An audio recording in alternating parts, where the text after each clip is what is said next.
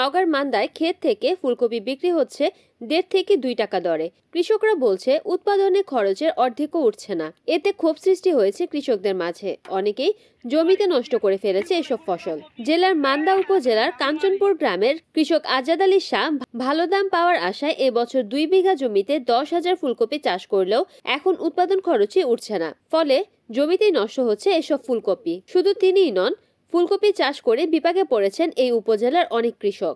আমি 2 বিঘা মাটিতে কপি লাগাইছি, চারা 5 টাকা 60 টাকা খরচ পড়েছে, 10,000 চারা আছে। এখন কপি কি এক পড়ছি হলো বিপদে, 10 টাকা খরচ করে পাচ্ছি হলো 2 টাকা। এই আবাদ করে এইবারে মার খাচ্ছি, প্রচুর পরিমাণ আমাদের ক্ষতি হয়েছে। এই কপিতে আমরা এখন বর্তমানে 2 টাকা পিস পাচ্ছি, বাড়িতেও খাচ্ছে না, কেউ নিতেও চাচ্ছে না। করেছি কপি করে দাম নাই, অনেক খরচা। এখন আমার কৃষকের খুব সমস্যা দাঁড়ায় গেছে। এখন আমরা কি করে পারি, আমার খুব চিন্তা হয়ে গেছে। এই কপি সব আবাদ লিয়েই আমার খুব কষ্ট। আলু, কপি, পেঁয়াজ এখানের কোনো দাম নাই। এখন আমরা কিভাবে কি করি, এই লিয়ে খুব আমরা বিপদে আছি। এদিকে ব্যবসায়ীরা বলছে বাজারে ফুলকপির চাহিদা না থাকায় তাদেরও লস হচ্ছে। রোড প্লেস 2 টাকা, আমার একটা কপির খরচ হচ্ছে 9 টাকা। আমি সেল করতেছি 60 টাকা 8 টাকা।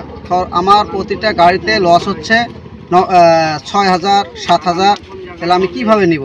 ওপরও খাচ্ছে না, মোকামও খাচ্ছে না, প্রতিটা গাড়িতে আমার লস হচ্ছে। এই বিষয়ে কৃষি অধিদপ্তরের কাছেও এই সমস্যার কোনো সমাধান নেই। কর্মকর্তারা বলছে একসাথে সকল সবজি বাজারে আসায় ফুলকপির দাম নেই। এছাড়াও ক্ষতিগ্রস্ত কৃষকের জমি পরিদর্শন করা হচ্ছে বলেও জানান উপজেলা কৃষি কর্মকর্তা শায়লা শারমিন। এই বছর এই উপজেলায় 1133 হেক্টর জমিতে নানা ধরনের শীতকালীন সবজি আবাদ হয়েছে এবং ফুলকপিরই আবাদ হয়েছে 125 হেক্টর জমিতে। আবহাওয়া অনুকূলে ছিল এবার ফুলকপি চাষের জন্য।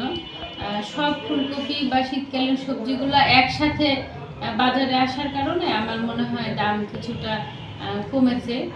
গত 2 সপ্তাহে দাম খুবই কম ছিল, কৃষকদের ফুলকপি উঠায়নি, বরং ওখানেই নষ্ট হয়ে গেছে। আবার অল্প দাম বেড়েছে, কিন্তু এতে তাদের উৎপাদন খরচটা কিন্তু পাওয়া যাচ্ছে না। এই জন্য কৃষকরা হতাশ হচ্ছে।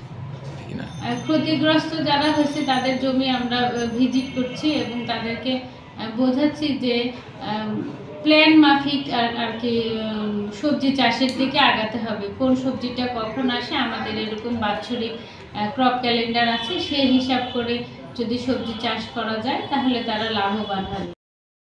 রিপোর্ট করেছেন নওগাঁ প্রতিনিধি মোহাম্মদ ওয়াসিম রাজু, NN টিভি।